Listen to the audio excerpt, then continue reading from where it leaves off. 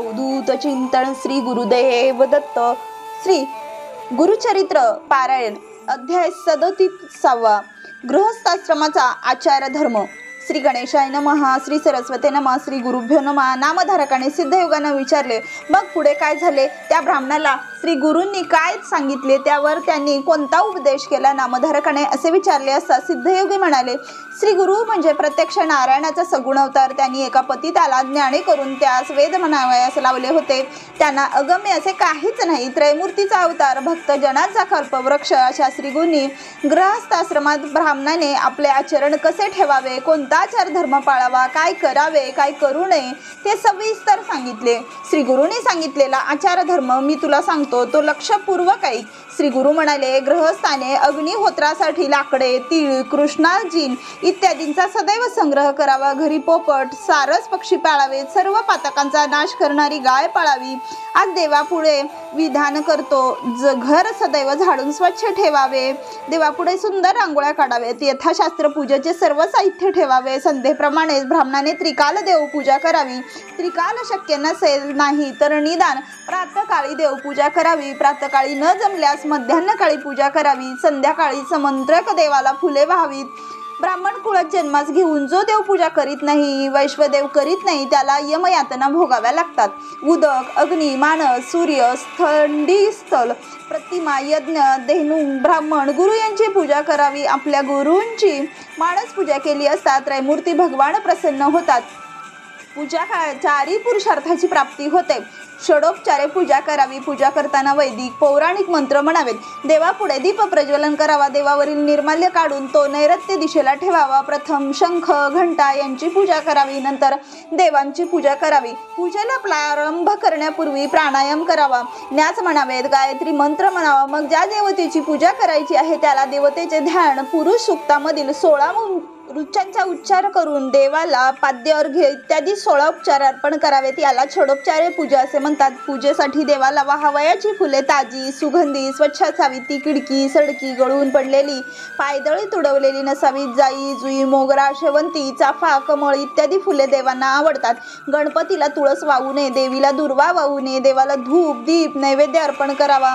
देवाला मंत्रपूर्वक साष्टांग नमस्कार घालावा। आपले गुरु, माता, पिता व सत्पात्री ब्राह्मण देव स्वरूप असतात, त्यांनाही नमस्कार करावा। नमस्कार एक हस्ते करू नये। त्यानंतर श्री गुरूंनी उत्तर पूजा कशी करावी, वैश्वदेवांची विधी, अन्नदाते महत्व, अतिथी सेवा, भोजनाचे नियम, भोजन पात्रे कोणती असावीत, अपोषण, चित्राहुती, प्राणाहुती अशा किती घालाव्यात हे सर्व सांगून भोजन कसे करावे, किती वेळात जेवावे, घास केवढे व किती घ्यावे, भोजनाला कोणाबरोबर बसावे, कसे बसावे, कोणत्या स्थानी बसावे, कोठे बसू नये, यज्ञोपवीत कसे ठेवावे, अन्न उष्टे केव्हा होते, भोजनाच्या वेळी दिवा का असावा, पाणी कसे असावे किंवा केव्हा पावे, भोजनाच्या वेळी वस्त्र कोणते असावे, भोजन संपल्यावर हात तोंड कसे धुवावे, किती चुळा भरावेत हे समजावून सांगितले।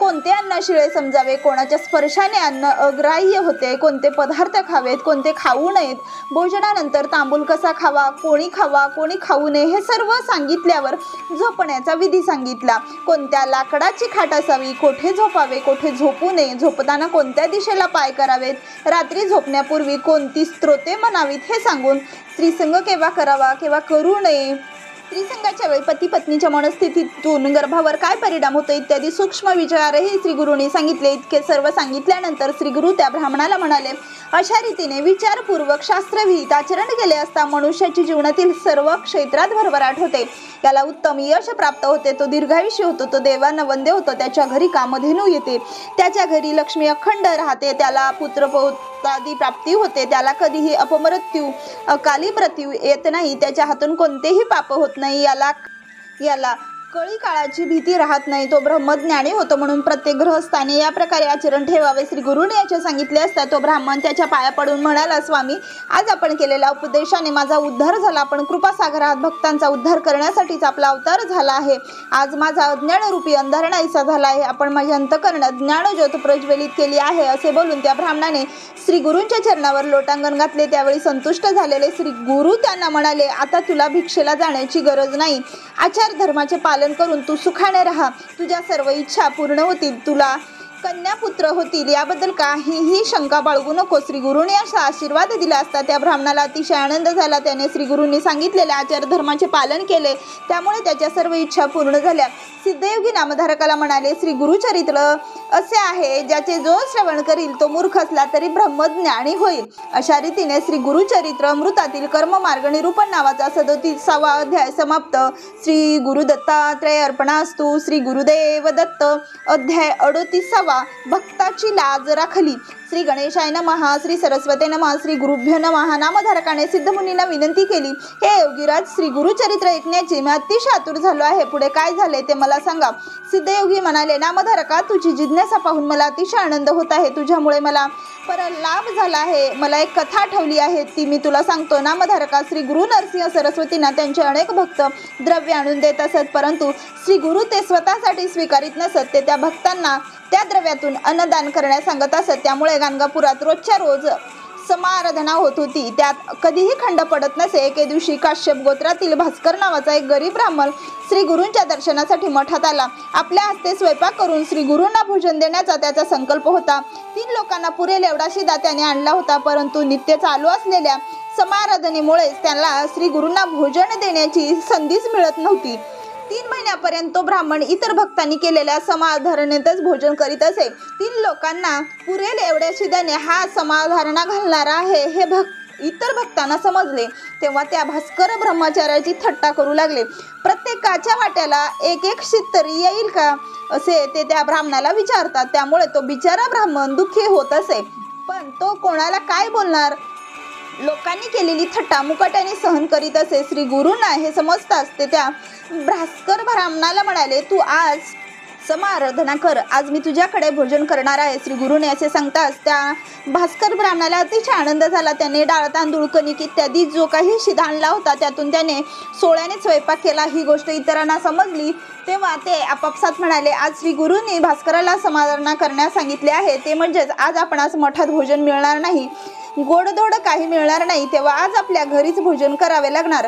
श्री गुरूंना अंतर्ज्ञानाने हे समजले. त्यांनी सर्वांना बोलून सांगितले, आज भास्कर समाराधना घालणार आहे, तेव्हा सर्वांनी येथेच भोजनाला यावे. घरी कोणीही भोजन करू नये, सर्वांनी स्नान करून यावे. श्री गुरूने असे सांगताच त्या ब्राह्मणांनी विचार केला, मठात असलेल्या सामग्रीने श्री गुरु भास्कराकडून स्वयंपाक करून घेणार असतील. असा विचार करून सर्वजण स्नानासाठी नदीवर गेले. इकडे भास्कराने 3 लोकांना पुरेल इतका स्वयंपाक केला. मग श्री गुरु भास्कराला म्हणाले, तू सर्व ब्राह्मणांना बोलावणे पाठव, 4000 पत्रावळ्या मांडा. भास्कराने विचार केला, मी तर स्वयंपाक केला आहे 3 माणसाला पुरेल एवढा, आणि श्री गुरु सर्वांना भोजनास येण्यास सांगितले आहे. 4000 पत्रावळी मांडल्या आहेत, या सर्वांना हे एवढे अन्न कसे काय पुरणार. पण श्री गुरु अवतारी महात्मे आहेत, त्यांच्या बोलण्यावर विश्वास ठेवलाच पाहिजे. श्री गुरु समर्थ आहेत, त्यांची लीला आपल्याला कशी कळणार.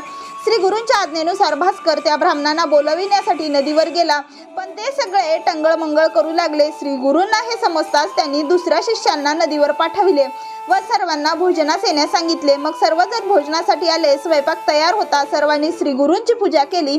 4000 पत्रावळी मांडून झाल्या होत्या. मग श्री गुरूंनी आपले वस्त्र त्या अन्नावर झाकले, त्यावर कमंडलूतील तीर्थ शिंपडले. मग श्री गुरु त्या भास्कर ब्राह्मणाला म्हणाले, अन्नावरील वस्त्र न दुसऱ्याच्या पात्रात काढून घ्यावे व वाढावे. श्री गुरूंच्या सह सर्वजण भोजनास बसले. वाढणे सुरू झाले, पण काय आश्चर्य असे की अन्न कितीही वाढले तरी ते पहिले होते तेवढेच शिल्लक होते. हजारो ब्राह्मण पोटभर जेवले, पण अन्न काही संपेना. मग श्री गाणगापुरातील सर्व स्त्री, पुरुष, मुले यांना भोजनासाठी बोलविले.